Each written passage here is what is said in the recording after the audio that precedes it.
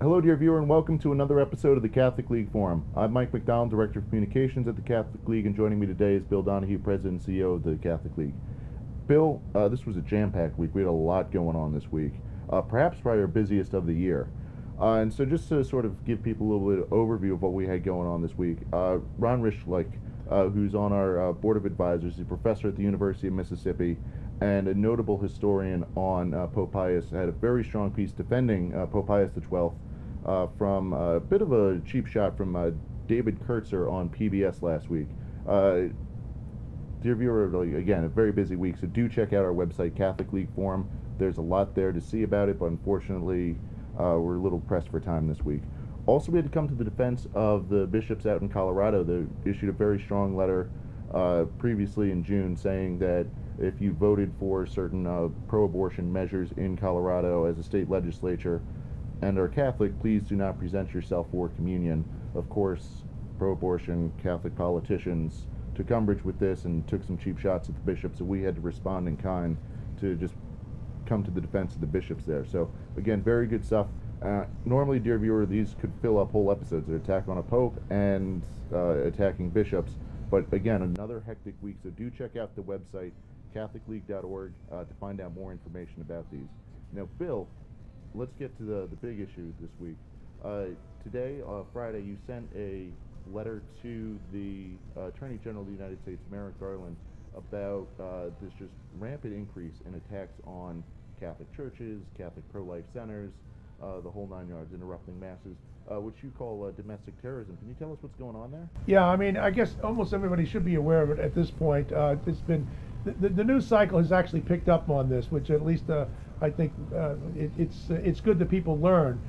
Catholic churches being vandalized, Catholics themselves being attacked, pro-life Catholic centers, crisis pregnancy centers run by Catholics, being firebombed, being torched, illegal protest against the Supreme Court justices who are Catholics outside their home, an attempted murder of a Supreme Court justice because he's Catholic, Brett Kavanaugh, masses being interrupted. I mean, it's out of control, people. And so I wrote to the Attorney General saying, listen, there's this one group in particular called Jane's Revenge, which is boasting of the fire bombings that it's taking place. They're going after pro-life people. Most of them tend to be Catholic, not exclusively. And I wouldn't care what they are. It's just incredible that people who are trying to save women and give them a real choice, put your child up for adoption, rethink the idea of going forth with an abortion, they are being targeted. And then this group, Jane's Revenge, is pledging a night of rage. Wow. They actually have said that there's going to be violence against pro-life people. That means Catholic churches, pro-life crisis pregnancy centers, and the like, whenever the Supreme Court releases its final statement overturning Roe v. Wade. So we're asking the Justice Department to do more, to move quickly. This is not something that we don't know anything about. The FBI just got involved on June 16th, a little bit late to the table. Yeah. I don't need any more probes. We don't need investigations. We need to go after these people, and from all credible sources, Jane's Revenge is actually linked in association with Antifa. They share the same modus operandi and the same goals. They're all anarchists, and they're against the democratic process. Now, Bill, it's very interesting that all of this is happening right now. You're seeing this just massive anti-Catholic bias just coming out of the woodwork. Can you give us any theory on why that might be happening? Well, earlier in the week, I put out a statement about activists and who are pundits who have been writing over the last couple of months how we have too many Catholics on the Supreme Court. And we have canon law going to be sustained in the courts and the like. I mean, the most incredible anti-Catholic invective being pushed by people who know better, well-educated people, some of whom claim Catholic status like Maureen Dowd and others. I don't care what status you claim. They're setting the table. That's the seedbed that gets into the minds of some people that maybe we ought to take some action against these Catholic judges and others. It's very, very dangerous when this thing happens, and that's why I wrote about that. Yes. And now, Bill, I think everyone knows we have a devout Catholic in the White House. Nancy Pelosi says she's very Catholic. These are two very important roles in government. Surely they must have said something about this, They've said nothing, and that's what I have you and the other guys here Nick and Don, Bernadette, and others to do to look at this. Now, we have found that Pelosi and Biden have a rich tradition of condemning racism against blacks, Asians. They're against bullying of transgender.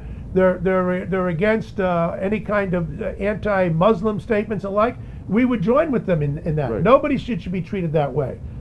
But when it comes to anti-Catholicism, they're silent. Their own group, they've said nothing. They've been in office for 85 years, 50 years with Biden, 35 years with Pelosi. In 85 years combined, they've not said one word about anti-Catholicism. But when it comes to Jews and blacks and gays and everybody else and Asians and Hispanics, they get up, they show their ire there.